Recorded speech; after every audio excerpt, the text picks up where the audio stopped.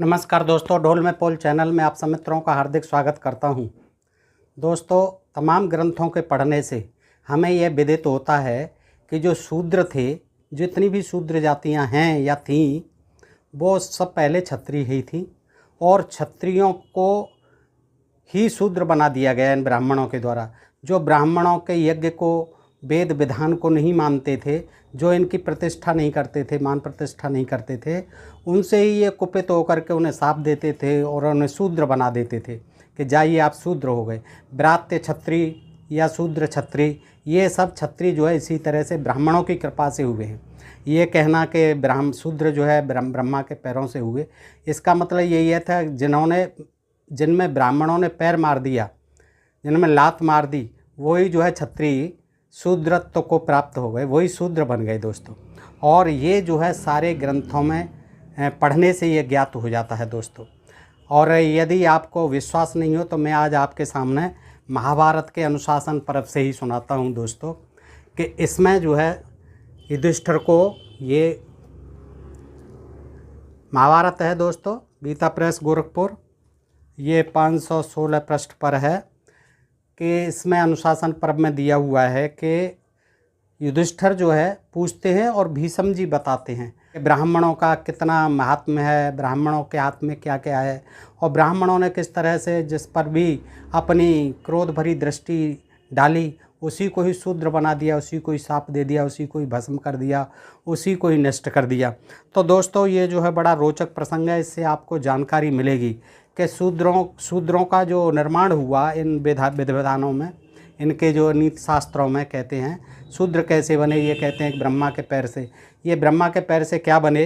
इन्हीं के पैर से जो इन्होंने लात मार दी जिन क्षत्रियों ने इनकी अवमानना की, जिनके विधानों को नहीं माना ब्राह्मणों के, उन्हीं को जो है इन्होंने ब्रात्य या शूद्र घोषित कर दिया था दोस्तों। और वही चीज़ जो है निकल के आती है जब इनको हम पढ़ते हैं। तो आज ये देखते हैं महाभारत का, ये जो है बड़ा रोचक प्रसंग है, जानकारी भरा प्रसंग है। आपसे अनुरोध करता हूं कि इस वीडियो को आप पूरा देखें दोस्तों। पूछते हैं युधिष्ठिर जी, पूछते हैं कि राजा के संपूर्ण कर्मों में किसका महत्व दिखता है, राजा को किस कर्म पर ज़्यादा जोर देना चाहिए, राजा को क्या करना चाहिए जिससे कि उसका जो है शासन सुखी रहे, उसकी शासन सत्ता कायम रहे, वह किस कर्म का अनुष्ठान करने से श्लोक और परलोक में सुखी रहे, ये बताइए मुझे।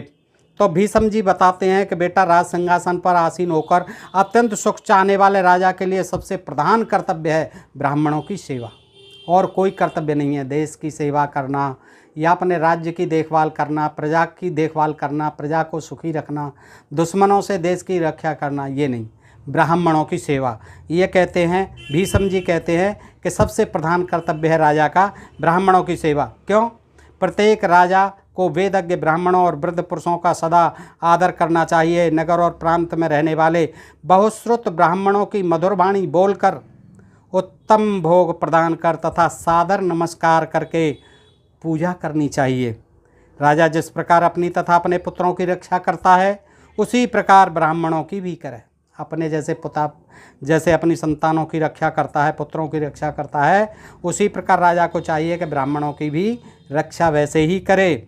यही उसका सबसे प्रधान कर्तव्य है। ब्राह्मणों और उनके पूज्य पुरुषों की भी सुस्थिर चित्त से पूजा करे। ब्राह्मणों की ही नहीं, उनके जो पूज्य पुरुष हैं उनकी भी सुस्थिर चित्त से, बिल्कुल स्थिर चित्त से पूजा करे, क्योंकि उनके शांत रहने पर ही सारा राष्ट्र शांत एवं सुखी रह सकता है। क्योंकि जब तक ब्राह्मण शांत नहीं रहेंगे तो राष्ट्र जो है कभी शांत नहीं रहेगा। ब्राह्मण सुखी नहीं रहेंगे तो राष्ट्र भी सुखी नहीं रहेगा। इसलिए राजा को चाहिए कि जैसे भी बने अपने सेवा भाव से उनको शांत रखे।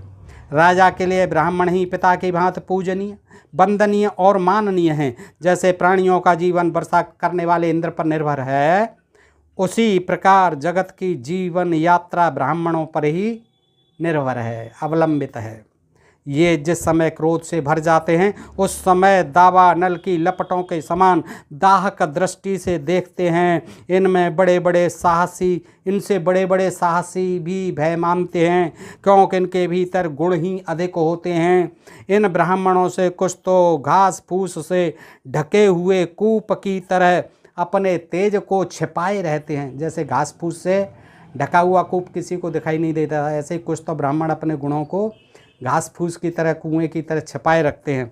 और कुछ निर्मल आकाश की भांत दैदीप्यमान होते हैं, प्रकाशित होते हैं। कुछ हठी होते हैं और कुछ रुई की तरह कोमल होते हैं ब्राह्मण। कोई कोई ब्राह्मण खेती और गौरक्षा से जीवन चलाते हैं और कोई भिक्षा पर जीवन निर्वाह करते हैं तथा कितने ही सब प्रकार के कार्य करने में समर्थ होते हैं। इस तरह नाना प्रकार के ब्राह्मण देखे जाते हैं। उन धर्मज्ञ एवं सत्पुरुष ब्राह्मणों का सदा गुण गाना चाहिए। प्राचीन काल से ही ब्राह्मण लोग देवता, पितर, मनुष्य, नाग और राक्षसों के पूजनीय हैं। प्राचीन काल से ही ब्राह्मण लोग देवताओं द्वारा, पितरों द्वारा, मनुष्यों द्वारा, नागों द्वारा और राक्षसों के द्वारा पूजनीय हैं। इनमें से कोई भी ब्राह्मणों को जीत नहीं सकता। कैसे जीत लेगा? ब्रह्मा के मुख से जो पैदा हुए हैं। ब्राह्मण चाहे तो जो देवता नहीं है, जो गधा है बिल्कुल, उससे देवता बना दें। देखिए, ब्राह्मण चाहें, और बिल्कुल सही है, ब्राह्मण जिस पर कृपा दृष्टि डाल दें, वो चाहे बिल्कुल गधा हो, उसको देवता बना सकते हैं और देवता को भी देवत्व से भ्रष्ट कर देते हैं। देवता को गधा बना सकते हैं, देवत्व से भ्रष्ट कर सकते हैं। वे जिसे राजा बनाना चाहें वही राजा रह सकता है, बिल्कुल पक्की बात है। जिसे राजा के रूप में न देखना चाहें उसका पराभव हो जाता है, बिल्कुल षड्यंत्र करके उसका पराभव करके मानते हैं। राजन, मैं तुमसे यह सीधी बात बता रहा हूँ, जो मूर्ख मनुष्य ब्राह्मणों की निंदा करते हैं उनका निस्संदेह नाश हो जाता है। ब्राह्मण जिसकी प्रशंसा करते हैं उस पुरुष का अभ्युदय होता है, जिससे खुश हो गए और जिसकी प्रशंसा करने लगे समझ लो उसकी किस्मत जग गई, अभ्युदय हो गया, तरक्की हो गई, विकास हो गया। और जिसको वे शाप देते हैं उसका एक क्षण में पराभव हो जाता है, विनाश हो जाता है। शक, यवन, काम्बोज आदि जातियाँ पहले क्षत्रिय ही थीं, किंतु ब्राह्मणों की उत्तम दृष्टि से वंचित होने के कारण, यानी कुदृष्टि पड़ने के कारण, ब्राह्मणों की बुरी नज़र पड़ने के कारण उन्हें म्लेच्छ होना पड़ा। किसको? शकों को, यवनों को और काम्बोजों को। ये पहले क्षत्रिय ही थे, लेकिन जब ब्राह्मण कुपित हुए तो इनको म्लेच्छ बना दिया। द्रविण, कलिंग, पुलिंद, उशीनर, कोल सर्प और माहेशक आदि क्षत्रिय जातियाँ भी ब्राह्मणों की ही कुदृष्टि पड़ने से शूद्र हो गई। देखिएगा कौन कौन से थे ये सब, पहले राजा ही थे। क्षत्रिय जातियाँ थीं, द्रविड़, कलिंग, पुलिंद, उशीनर, कोल सर्प और माहेशक आदि क्षत्रिय जातियाँ भी ब्राह्मणों की ही कुदृष्टि पड़ने से शूद्र हो गई। ब्राह्मणों की कृपा से ये शूद्र हो गई। ब्राह्मणों से हार मान लेने से ही कल्याण है। ब्राह्मणों से कभी बराबरी न करे, उनसे कभी जीतने की उम्मीद न करे। ब्राह्मणों से हार मान लेने में ही कल्याण है। उनको हराना अच्छा नहीं है, हरगिज अच्छा नहीं है, विनाश का कारण बन जाएगा।